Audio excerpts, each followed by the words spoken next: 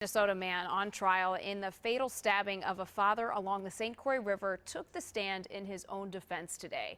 20-year-old Levi Acre-Kendall tearfully recalled the night last April. He has pleaded not guilty, claiming self-defense after being accused of killing 34-year-old Peter Kelly of St. Croix Falls. The two had gotten into an argument while fishing along the river. Bill Hudson has been following the trial all week in a Wisconsin courtroom. Bill?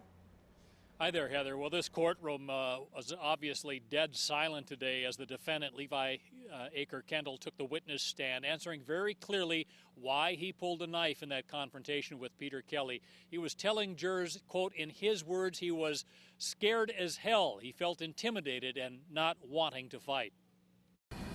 Seats filled quickly to finally hear the defendant tell his story.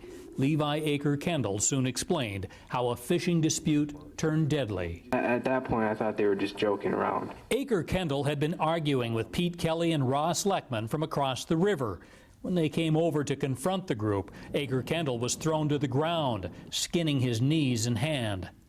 I kind of went down on all fours and kind of sort of caught myself with my hands and just kind of popped back up. Grabbing a fishing knife from his pocket, which he says was intended to scare Kelly away. I was even more scared because they weren't fazed by it. I mean, I was intimidated. He told jurors that when he sat down in the car to leave, Kelly yanked him out. I was scared as hell. I felt like I was doomed, like this is it. Families and friends of both men listened intently for nearly 3.5 hours. Why did you stab him? He said he was going to beat me up. But under intense cross-examination, Acre-Kendall displayed the stabbing motion, admitting it was intentional. You didn't trip into him and accidentally stab him? No. You intended to stab him? Yes. Earlier, Acre-Kendall expressed remorse before breaking down in tears. I wish I could take it all back. I wish I could change it. I'm so sorry. I have no further questions, Your Honor.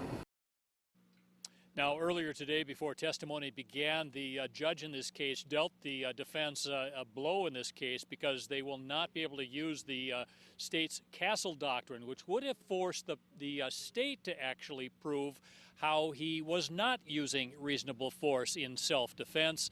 The judge was ruling that inadmissible because apparently the knife that he used in that stabbing was illegal, was a switchblade. Heather? Another difficult day in court. Thank you, Bill.